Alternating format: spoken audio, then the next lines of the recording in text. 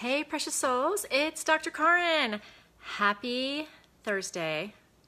I got a glass of wine. Do you have a glass of wine? I want you to get a glass of wine. If you don't drink wine, go grab a coffee or a tea and let's just sit, because I want to start doing this wine and we time where we are talking to each other and where you and I are going to engage in a conversation about topics that are important to me and important to you. And I want to just chat with you. I want you to throw out questions and I'm going to throw out to you what I know to be true. So the reason I'm the expert on this is because, well, right now I'm single and I'm dating, and I have been married twice and I've been divorced twice, and I have dated a lot in between. And I love talking about this because I think it's something we're all challenged by, especially those of you that are single out there. It's something that I like to look at with my psychology background. I have a PhD in counseling, and I like to look at as a life coach because I talk to tons of people about finding the right partner, being in relationships, whether they're bad or they're not sure, they're on the fence, and when to know if it's the right time to leave and all of that. So I thought, hi Zal, I thought, yeah, let me know you guys are here. Just toss out questions. I want to talk about relationships. What makes a relationship work? How do you know if you're in the right relationship, if you're with the right person, okay? The $1 million question, right? I'm still looking for the right person. I know a lot of you are. Maybe you're with someone, you're not sure. Maybe you're with someone and you don't know if you should stay. Let's talk about it. Let's talk about it. So I'm drinking a California red wine. Tell me what you're drinking if you are. If not, no big deal. We can still hang. Because I know that you guys are from all over the world, and I don't know what time it is where you're checking in. I'm in Atlanta, and right now it's 6:30. And it's about to be Memorial Day weekend, and hey, the vacation, the holiday has started. So let's talk. Okay, how to know if you're in the right relationship. The biggest takeaway I want you to get, I haven't found one yet either. Actually, no, I shouldn't say that. So here's the deal, too. I think you can have one soulmate. I think you can have several soulmates. I think that in life, you can be in love with many different, oh, you're drinking beer, awesome. Cool. I think you can fall in love, or at least I have, and I know many people who have, can fall in love with a number of different people. You can actually even be in love with more than one person at one time. Those of you that are single, the wine is good, James. Thank you. I do believe that you can love multiple people at one time. I have, and I think that it's a matter of how you perceive love. Now, I used to think that you had one soulmate. I still do think there's like a, it's called a twin flame. People in the spiritual community talk about it, that you do have like that person out there that's just going to light your life on fire, and that you're going to have this really deep soul connection. So though, now that I've been in and out of it several times, I see relationships in a more fluid sense, and I see it as much more accepting. I used to be really hard-lined, even judgmental about things, but now that I've had this perspective, I've been through many relationships where the men were unfaithful. My first marriage was super much in the public eye. My, Assad, you want me to enter the Islam? No, that's not going to happen, but I would love to hear your opinion on stuff. I am, anyway, I'm talking about dating, and I see things really openly now. I think that I don't have judgment. I don't pass these very hard-lined rules that are black and white, like you have to be with me forever and I have to own you. I see things as being very fluid. Now, it would be great if I found love and fell in love with someone again, but you know, I've been there and I know how it feels. I know how it feels when it's right and it's working, and I know how it feels when it is not working, and I know how it feels especially when it's destructive and even abusive. So I do want to address that. I'm not going to do, hey Axel, I haven't seen you in a while. Thank you very much.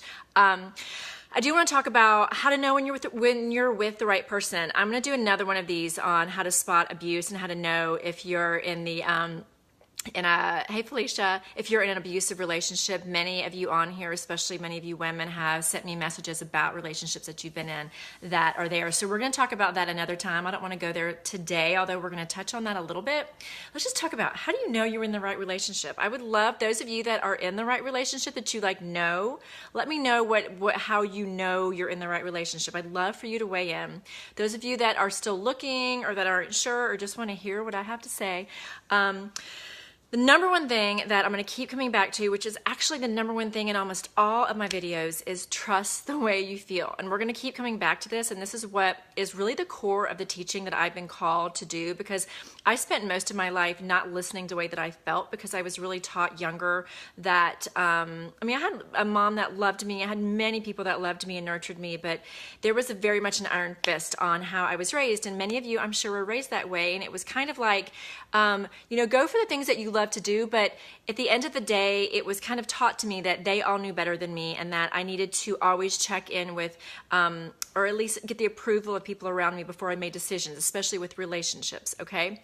Now, I was damned if anyone was going to tell me who I was going to be with. I got married at the first time at the age of 22. I just turned 22, and my first husband was 20. We were super young, and nobody could have told me any differently, and that person I was super in love with, and I know how love, passionate, incredible, I can't eat, I can't sleep love feels, because I was passionately in love with him. And many of you know he ended up becoming a hey Dominique, a Major League Baseball player. And so I lived a life as a Major League Baseball wife here in Atlanta. I see one of you had an Atlanta Braves tag on. You probably know Chipper was my first husband, and we were seriously in love. So I know how that feels like. And this is part of why, though, I look at things a lot more fluidly now, because the relationship, although it was right when it started, it became seriously wrong. I'm not here to give you guys all the details about that relationship. I just want you to listen and maybe key in to where, hi Tarko, I'm sorry, Tariku, I don't have my glasses on because I'm afraid I'm going to look old. I don't have any here. So I'm going to keep leaning back and squinting when I'm trying to read what you guys are saying. Anyway, relationships can change, right? So if some of you are on here and you're in a relationship where you are kind of in the middle, Chipper and I, and even my second husband, we were in alignment with each other, very much so, and that's why we chose to get married, and there was love there, and there was alignment with each other. But what can happen is you can go out of alignment with each other. Now, I am all for marriage. I am all for relationships that last, your whole lifetime. I think that is beautiful. But I want you to pay attention to the way you feel, and I'm all for trying to make a marriage work for sure, like doing what you can, because, especially if children are involved. But if something turns out of alignment and you are starting to feel much more in a bad place than you are in a good place, that's how you know you've fallen out of alignment with somebody. Now, I'm not talking about a bad weekend or when, a fight or, one spout of jealousy or, these sporadic things. When relationships are going wrong, the problems become what we call pervasive. And the clinical term pervasive means it's happening more than it's not. It's a cycle that keeps repeating itself, okay? And relationships are going to ebb and flow. They're meant to ebb and flow. You're meant to challenge each other. You're not meant to agree with each other. You do not want to marry someone that's the exact replica of you. That would be boring. You want to marry someone that's going to challenge you. We usually, on a soul level, pick somebody that's going to help us grow. And the things that help us grow and the people that help us grow are the ones that challenge us. And then we're here to help them grow. You have picked your partner or whoever you're with or whoever you've been with. Every time you've picked somebody, it's been a soul agreement for growth, okay? Maybe there are lessons you need to learn. You're never being punished, but your soul always chooses, hey Emma, from the UK, super, love that. Your soul always chooses the person that you're dating based on what, and I posted this today, based on what you on a soul level, maybe not cognitively, maybe not super consciously, but what you on a soul level think that you deserve, okay? So if you're with someone that super aligns with you and that super cares about you and you're being, elevated to a higher sense of well-being, you on a soul level or tongue twister, on a soul level are at a place where you see yourself as deserving that, okay? When you get to a point, hey Jeff, thank you. I'm going out later, that's why I had makeup on and I had a spare 15, 20 minutes, so I was like, I'm gonna hop on here with you guys and have a glass of wine. Those of you that are just joining, I am having a glass of red. It's really good. I decided I would start having these wine and we conversations with you guys. So when you start to feel out of alignment and when you start to feel, hey Rex, thank you. When you start to feel like something's not right, okay, and it becomes pervasive. In other words, you're feeling that way more than you're not. That's a sign that you've come out of alignment. Now, maybe it's you. Maybe you have grown in a way that maybe your career is becoming more important. Maybe you want kids, they don't want kids. Maybe you want a dog, they don't want a dog. Whatever it may be, someone in the family is sick. God, there's so many topics here because I've been through all of this. And it all can throw relationships off. So when you get to a point where there's a big decision to be made, or maybe you've gotten out of alignment with each other, you know, by all means, with communication, you can get back together. And when communication works, it doesn't mean that you're totally going to agree, okay? It means that you have respect for the other person's opinion, that both parties are willing to listen to the other person's opinion, sit back, pull out of their own emotion, and value the other person's opinion. You don't have to agree, but there needs to be a respectful dialogue where there is a valuing of the other person's opinion. Because here's what happens in relationships. I've had this and I haven't had this, and this is huge for me. We all come into relationships with different backgrounds, with different value systems, with different cultures we were raised in, or maybe it's the same, different neighborhoods, different families, different spiritual backgrounds, religions, different belief systems ourselves. Maybe we have a trauma background or don't have. Maybe you've been abused. Maybe you haven't. We all have these belief systems that form, thanks Rex, yeah, it's very true, that form belief systems in our mind, okay? So when we're then dealing with a partner, especially when it comes to belief systems that were set up by our family of origin, that's the family you grew up with, they become imprinted. So as a life coach, hey Rod, as a life coach, I am helping people to get rid of and like blow away and disintegrate and challenge the belief systems that are getting in the way of you having happy, healthy relationships. So we have to look at what's really helping me here. So I was raised, honestly, that even though I had a really strong mom who would never do this now, I was raised in a home that was extremely dysfunctional, where my dad was super, it actually was my stepdad. My real dad gave me up for adoption to his stepdad, who ended up becoming super abusive, super controlling. He was the juvenile judge for the county I lived in growing up, and he was just extremely patriarchal. Hi, Mary Kingley. Good to see you again. I know I haven't been on here in a while. I've been focusing on Instagram a lot because I'm trying to get some more followers there, and I am going to be coming back on here more because I don't want to leave you guys behind. But I'm also on Instagram, those of you that want to follow there. I'm just trying to anyway reach as many people as I can. But yeah, I'll be back a lot more. Thanks. So anyway, I want you guys to reflect back on your background, like how you were raised, the value system that you had. So I was reflecting back on that I was raised in a home that was very patriarchal, meaning that yay Mary, my dad was super in charge. My mom actually got an allowance. She wasn't allowed to have credit cards. He was actually really physically abusive, really controlling. It was really bad. So the imprint that I had growing up was that women are not valued, women are not strong. Your physical body, your physical appearance is what's important. The men will be in charge and the women will follow. Okay, so that's the way I was basically raised. But I'm strong. I'm strong as hell. You guys know if you follow me, like now I'm in like badass stage because I'm calling my power back in, and I just wrote a course on it. If you guys look in my feed on my site here, I have a whole new course on reclaiming your power because it's exactly the path that I have walked. But what I ended up going through were two marriages where I ended up agreeing to the same pattern, where I ended up kind of being silenced and I ended up being bullied and or abused. And you know, here's the deal though. I don't ever look back on things like, thanks, Jeff. Thank you. Where I'm a victim to it, because I know on a soul level I agreed to those relationships because I wanted to grow. And even though it's subconscious, I agreed to it, okay? So you're going to agree to those relationships until you decide that you don't want to agree to them anymore, okay? Even if you've been married. I've been divorced twice. Some of my favorite people have been divorced multiple times. I don't go with the guilt and shame over that anymore. Not that I want to break up any marriages, especially with children involved. I know I have 3, this second marriage, and it's been really tough. But when you become a worse person than you were before, when you are around someone that is making you feel smaller, this is when you know you're not in a good relationship, okay? So this is paying attention to the way that you feel. When things come to a head and there's a disagreement, okay? I get it. Sometimes we yell. I can be a fiery Leo. Yeah, you know what? I mean, I can throw things, and I've cleared counters before. I mean, I'm super passionate. Hey, Stacy. So I'm not talking about the sporadic fight where like the worst of us comes out and, you know, we do shit that, you know, we need to clean up later. I'm talking about pervasive patterns of either abuse or belittling. Thanks, Stacy. Yes. Where it's happening more than not. And oftentimes when we agree to it once, then we agree to it twice. And then I know, because I have found myself, I've had several relationships like this. Felicia, I know Felicia, I know you know. Felicia says, I knew I found the right relationship when I felt for the first time worthy, valued, loved, and deserving. Love that you are touching on this topic. Oh, you are badass. Thanks, Felicia. Thank you. Yes. So she knows. She's talking about you feel worthy, you feel loved. Okay. So there is an embracing in a relationship where you both appreciate the beautiful qualities in each other, and you're elevating each other, and you're expanding each other, and you feel loved, and you know that you're worthy. Here's what happens in a bad relationship. I know because I've been the expert and I'm not doing it anymore.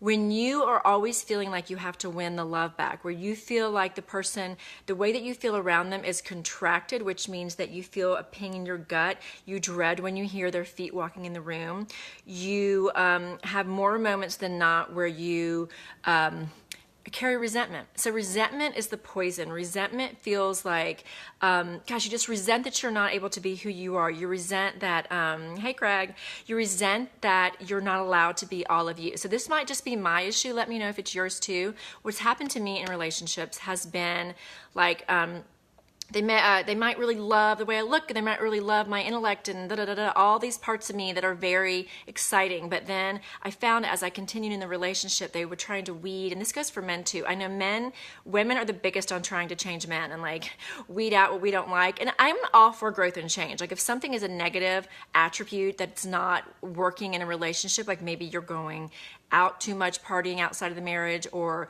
you don't listen to the other person, like we need to shift those things if you want to be in a committed relationship. But when you have, like I have very strong personality, I love like being on stage. I love leading, and I've had men really shame me for being that. They got, I guess now I look back, super threatened by that. So they would love this about me at first, but then over time, it was like they tried to like smush me back down. It's like, okay, Karin, you can be great to hear, but don't do that thing when you took over the conversation at the dinner party. And you know, this is why I love, so my thing is wearing big earrings. I'm so glad they're in style. I've had a couple men that I've dated, Felicia, you know, yeah, she says she's been there and done that. And I'm glad it's in the past for you too, sister. It's in the past for me too. But I've been shamed. Like, why are you wearing that? Why do you need so much attention, Karin? I love wearing things that have like sayings on them. You know, that's really popular right now. And I'd always wear funny sayings. And I've had an ex say to me, it's the same guy. You know, why do you always have to wear stuff on your shirt? Like you always have to stir stuff up and get so much attention. Okay, so what's under that when someone's treating you like that? I couldn't see it when I was in it because I was so desperate to be loved by him, because I was repeating my childhood pattern of wanting the powerful male figure to love me. But what I know now is that person was actually projecting their own insecurity on me. They were projecting their fear of not being seen. And instead of saying, I get really nervous around you, you so relate, even at 69, Marriott King, I love it. Yeah, well, of course you do. I mean, everyone's been through stuff like this, right? So what people are doing when they're shaming you or trying to bring you down is they're projecting. Projection means when you're putting something on someone else, they're projecting their, Arana Ula, I can't call you. I'm not going to call you, but I hope you stay in here and join on the conversation. They're projecting their own insecurities on you, okay? So most people that are doing that, no, all people that are doing that, it's always fear-based, okay? So each one of our feelings, beliefs, and actions comes from either two main emotions. Who knows what they are? I just named one of them. They're fear or love. This is Mary Ann Williamson's teaching, and it comes out of the Course in Miracles, the book, that there are just two main emotions, fear or love, and we're always acting out of one of those two. So this is actually a core thing to go by in this talk that we're having about how to know if you're in the right relationship. Are things coming out of, this is actually the whole thing, it just came to me. Are you and he or she, is the relationship, the core of it coming from a place of fear or love? Is there so much fear because of someone's background that maybe they've been cheated on before, or maybe they just come with this tremendous insecurity about themselves that they don't feel like a whole person? They're so afraid you're going to leave or you're going to do whatever that they spend more of their time coming at you with fear, which means they're going to try to squish the powerful parts of you, all right? Or dismiss them or belittle them, all right? So here's what happens when you're in a good relationship. When you're in a good relationship, you get excited. And I know it's more exciting in the beginning than it ends up being over time, but in the beginning and as time goes on, like they celebrate your wins. They want to hear about you. You're not always talking about them. Even though they might want to go and might not really want to go hang out with your family, they're going to do it anyway. There's sacrifices that are made based on that are even. You know, we do it for both parties. It's not always doing it on this one person's schedule. They respect that your schedule is important too, that your obligations are important too, and that your interests are important too. And I know this sounds simple, but some of you get so deep, I know I was in relationships, that you forget because you're so used to meeting the other person's needs that you forget that yours are important. I have been there. So I just created a course that's called Reclaim Your Power, and it is there's a link to it here on my site, and I did it because I'm so called to pull people. Thank you. Yes, Emma's saying equal respect for each other is so important, and it gets forgotten because we get in patterns where we like agree sometimes that one person somehow is more important than the other. I know, I've been there. But if you're in that and you are feeling more bad than you are good, it's not a good relationship for you, because what ends up, let me tell you about my course, I'm just letting you know. It's called Reclaim Your Power, and I walk you through getting rid of old beliefs. If you have things and you don't even know what's holding you back, thanks, Stacy. Yeah, moms are valuable. I know, I'm a single mom. I know you're a mom.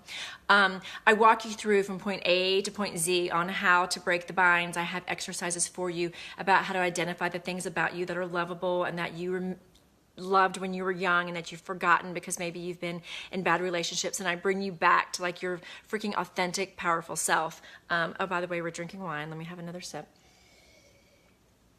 And that's what I do in that course. It will bring you back to who you are. It will help you to release those blocks that are in the way of your own worthiness, and it will help you to build your self-esteem to where you can start attracting, because the way that you feel about yourself is 100% going to determine who you attract. So when you're feeling like you don't deserve, even if it's subconscious, you have a belief system that you don't deserve to be loved or to feel worthy or to have respect, you will attract somebody, again, that delivers those exact things to you. Until you get to a place where you think that you're your own badass and where you think that you deserve love and you think that you deserve to be valued, you're not going to attract that. So in that course, Reclaim Your Power, that's available now, I walk you through from beginning to end to totally empower you to claim your power back and to find who you really are again. Because I went through it, like both divorces, I totally lost myself. I had so much identity wrapped up in them. And they broke me, and it was really, really tough. But now, like, I'm years out and I've had time to reflect back on it. Like, I am so clear on this process, and I'm so clear. Rex says, I believe in family values and not controlling my spouse. Yay, Rex. Yeah, I mean, all control is fear. Again, fear or love.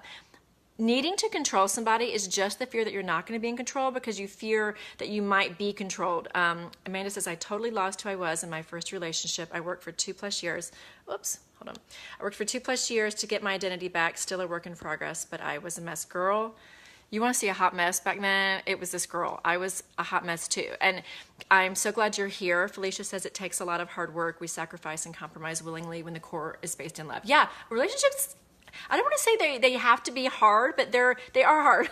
They're tough work. I hate using language like that because I don't want to set it up. I believe law of attraction gives us what we say we believe, but I think Felicia's making the point that it's like it takes work, yeah, and it takes back and forth. But at the end of the day, what you're landing on is respect and love-based respect for each other, and that the work that you're putting in, like, it's not easy. So, I mean, we're recognizing, like, it can suck sometimes, and there's the days when you're like, why am I here? And there are days probably where you leave or spend the night somewhere else, just with your friends or on your own, or you need space. Totally healthy.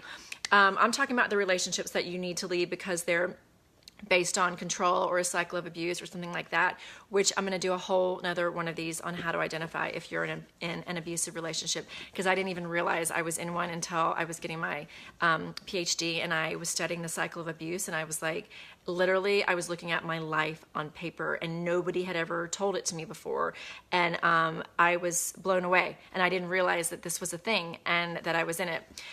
So we'll cover that another time. For now, I want you, for real, the biggest thing that I want you to go back to is to trust the way that you feel. And I'm gonna wrap this up with this because I'm going to dinner. Trust the way you feel. Trust the way you feel around that person. Your soul, your spirit is your emotional guidance system. And the way you feel, the way you look at finding that feeling that is divinely originated. So you have divine guidance inside of you. It's sacred. It is your soul. It's your spirit. It's your still small voice. It's your intuition.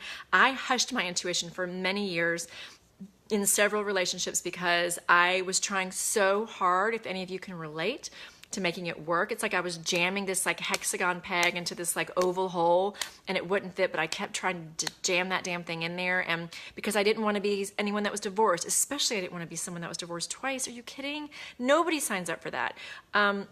And I tried, but you know what? Both parties have to be willing to be malleable, to be changeable, right? I do believe people can change. I do believe that can end up fitting, but both parties have to be willing to like shed and shave off those pieces that are rigid and those old belief systems that are getting in the way of the relationship being toxic or being unfulfilling or being sad. You know, I don't want you to be sad all the time.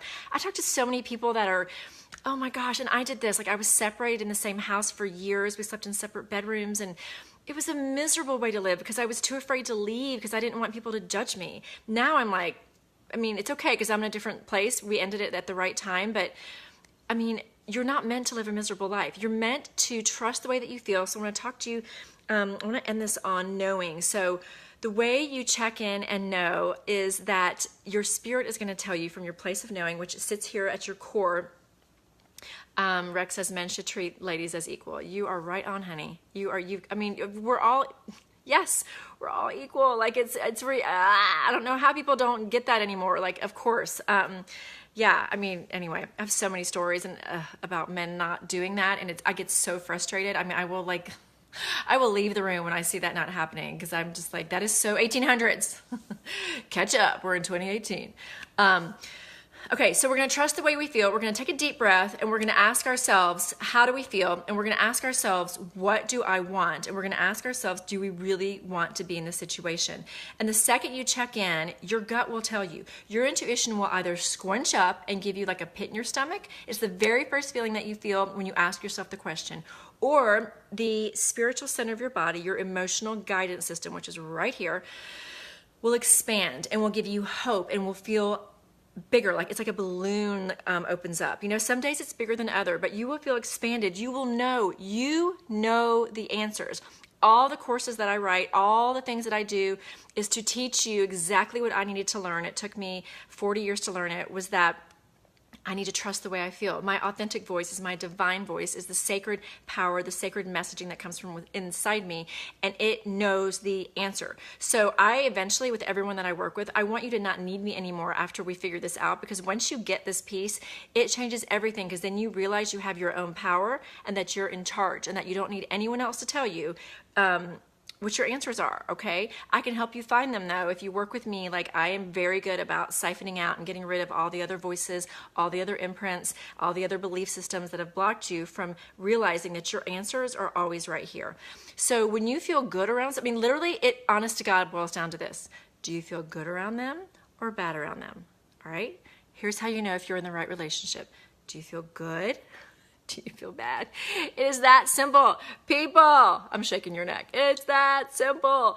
And I don't mean sporadically, okay? I mean overall. Do you feel good when you picture tomorrow and Christmas and next year with that person, okay? And if you don't know, it's okay to don't know. It's okay to just hang in there and, you know, I like you pretty good. Let's see how it goes. That's awesome. You don't have to know forever. It's just a matter of if you are getting, you know, most of your needs met, if you're being respected, and if you feel good around that person, you will always get the answer from your core. Your emotional guidance system is going to show you the way. All right. So, and the other piece, the only other piece I left off, which I mentioned briefly, was that you don't feel like you need that person to complete you, like you're going to die if they aren't there. I know that true love feels like I'm going to die if you're not around, but the best relationships are when each party sees themselves as a whole person, and each of you respects that you stand on your own, that you're better together, but that you're okay on your own. Rex says, I feel blessed to have a great lady in my life. That's beautiful. Felicia, learn to let go of who is no longer serving you. Yes, girl, that's a whole nother podcast. Some people are only meant to be in our lives for a season. Totally right. And so as I'm dating, those of you that are dating, I'm going to wrap up with this. I keep saying I'm going to wrap up. Jeff says, ever since I've been divorced, my first time, I've been by myself without anybody for 11 years. I haven't found anybody yet. Okay, I'm with you.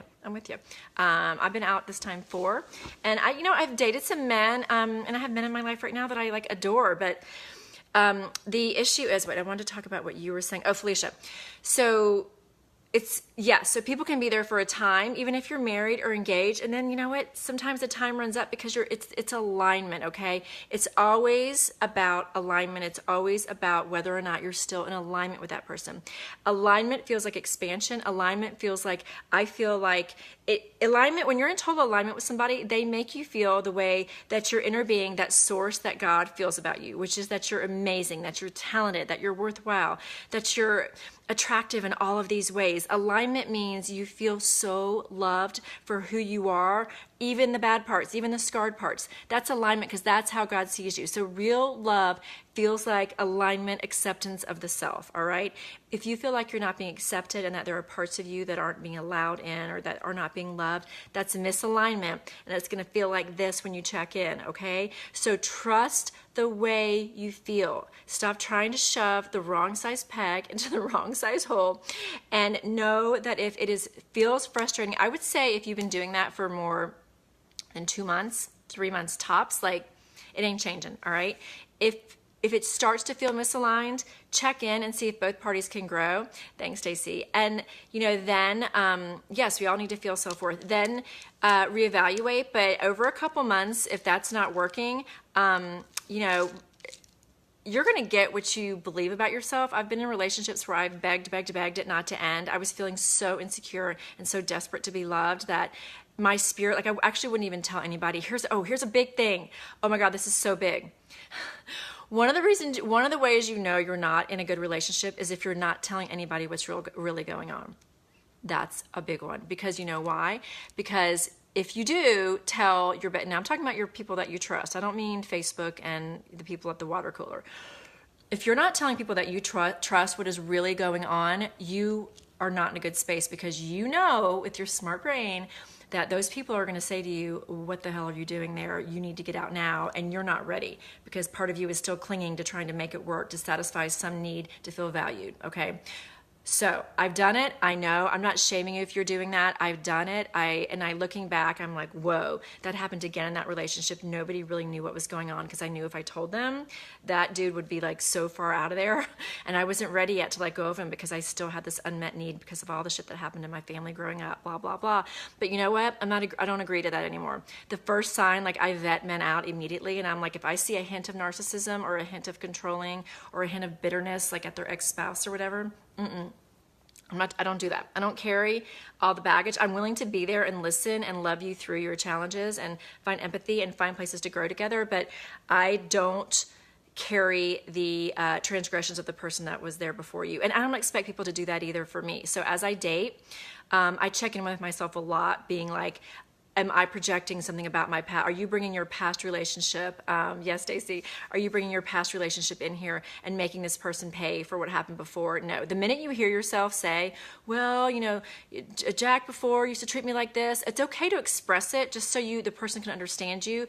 But this person is not that person, all right? Unless you're seeing the same qualities and you're repeating a pattern and you're like, oh shit, I'm doing it again. This guy is just like the last guy, or just like my dad, or whoever it is that you don't want to be around. Then check yourself, and it's up to you to move it on out. But if you are bringing and trying to make the person you're with pay for what the last person did to you, that's on you, okay? And you're forming toxicity in the relationship. So watch that, okay? In full compassion. Like, I know it's tough. I've been there, I've done that. It was so much. I feel like this is like my lifetime. I believe in multiple lifetimes. Run fast, get away.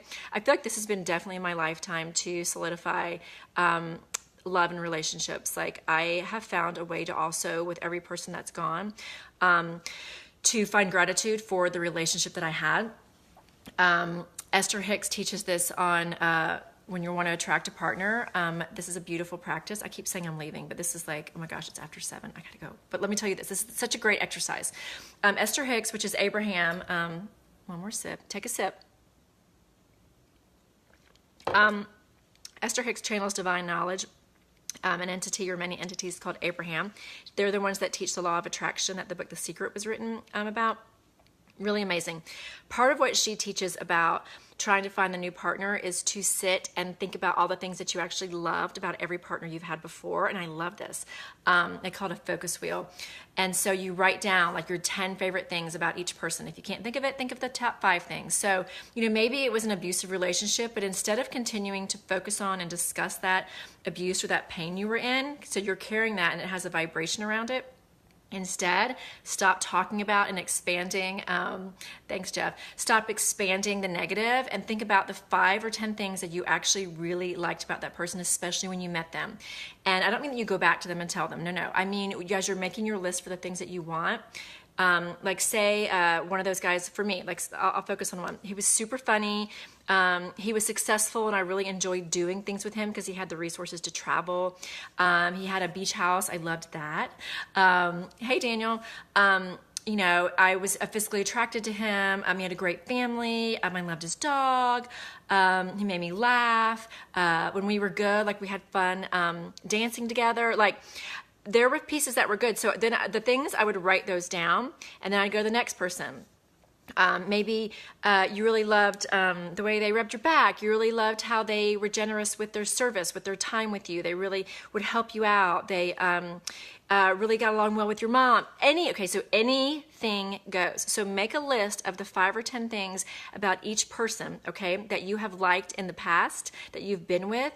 Expand those things, because then what you're doing is you're telling the universe, this is law of attraction, you're telling the universe, like my fantasy guy is like every guy I've dated before that I'm like gonna smush them together. Take out the parts I don't like and just smush them, because there are parts that I love about all of them. So that's what you're doing. You're basically asking the universe for those things that stand out. And if you're with someone that you want to have things shift, they also teach this, that you should write down the things and expand the things that you really like about them and really try to focus on them. And I know it sounds cliche, but it is law of attraction. It's energy. It's what you're expanding. And the more you talk about and focus on things, the more they expand. So let's talk about the things that we want, the things I'm sorry, my nose is itching. The things that you want to grow. And the more you talk about that and dwell on that, the more you're going to attract more of that to you. All right. Whew. All right. How y'all feeling? I'm going to hop off after I have one more sip.